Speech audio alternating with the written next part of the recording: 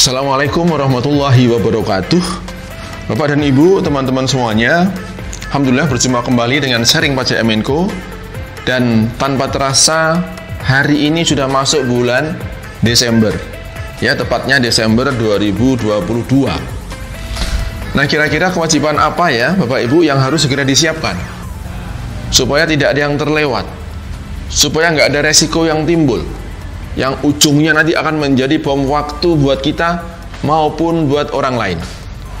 Kewajiban Desember adalah kita harus menghitung PPh pasal 21 secara akumulatif Januari sampai Desember.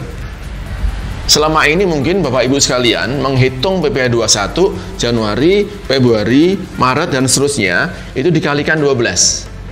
Ya, penghasilan neto setahun. Dari yang 1 bulan kemudian dikalikan 12 atau dikalikan potensi penghasilan sampai Desember. Ya, itu kejadian tiap bulannya, itu sudah betul sesuai dengan ketentuannya.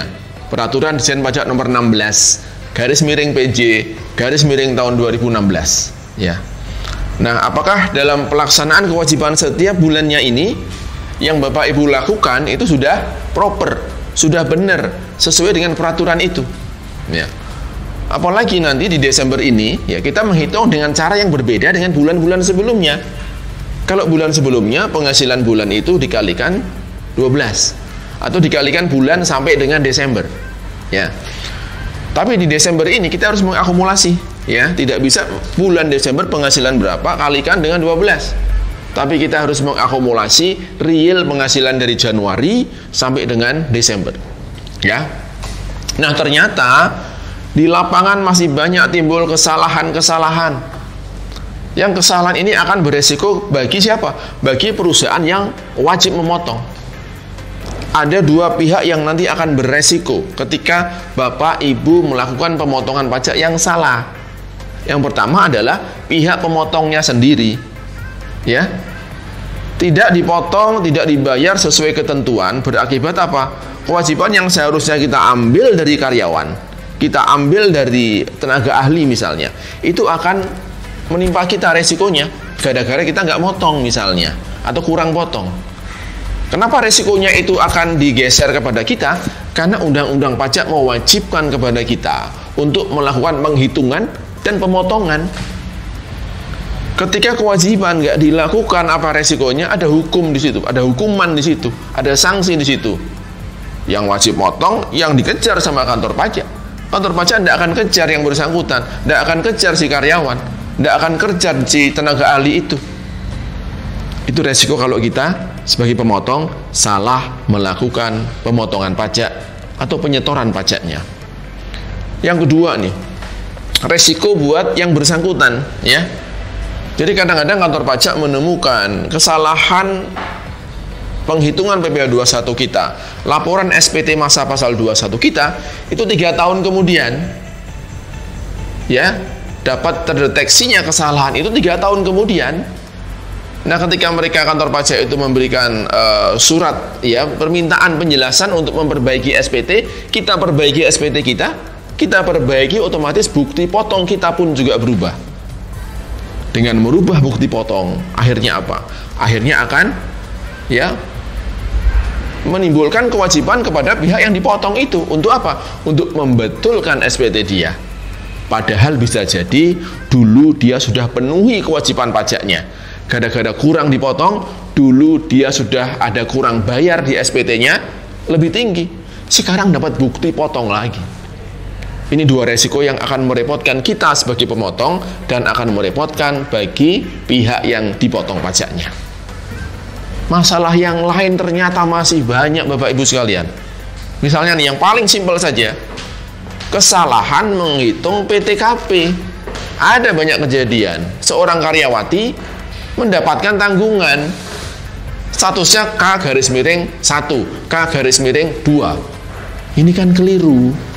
Kecuali dia punya surat pernyataan dari suaminya bahwa suaminya memang tidak punya penghasilan yang diketahui oleh pemerintah daerah setempat. Ini nggak punya, tapi dia pakai kawin anak 1, anak 2. Ini kan salah. Ya.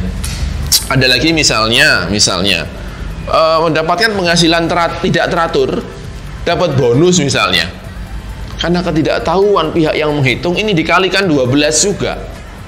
Bonus atau THR yang dapatnya hanya setahun sekali, cara ngitungnya kali 12, ini kan salah.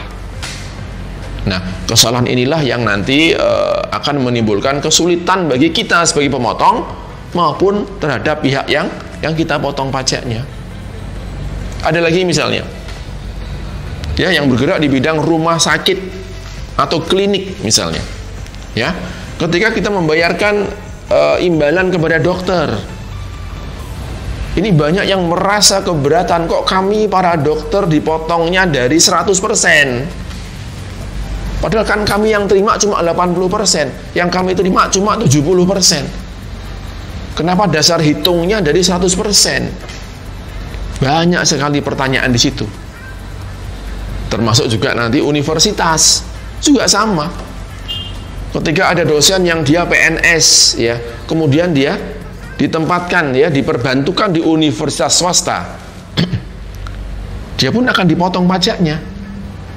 Dan kita lihat cara memotongnya tidak akumulatif, tidak menghitung dari Januari sampai Desember akumulatif, tapi setiap bulannya dipotong 5%. Januari 5%, Februari 5%, Maret 5%. Sama dengan dokter tadi juga sama. Banyak kejadian dia motongnya hanya tiap bulan saja. Ketika DPP-nya masih di bawah 60 juta, kalau aturan lama kan 50 ya, sekarang udah 60 kan. Ketika DPP-nya di bawah 60, 5%, bulan depan 5% lagi. Padahal kalau akumulatif cara ngitungnya, kemungkinan bisa dikenakan sampai tarif 25%. Nah, ini masalah-masalah inilah yang banyak terjadi dan berpotensi menimbulkan resiko bagi pemotong pajaknya maupun bagi pihak yang dipotong pajaknya. Teman-teman semuanya, untuk menghindari semua masalah ini, silahkan bergabung dengan kami Sharing Pajak Menko. Insya Allah kami akan mengadakan workshop kupas tuntas PPh pasal 21 tanggal 21 Desember 2022. Ada pilihan online, ada pilihan offline. Bersama dengan Sharing Pajak, Anda pasti bisa. Kami tunggu tanggal 21 Desember 2022. Assalamualaikum warahmatullahi wabarakatuh.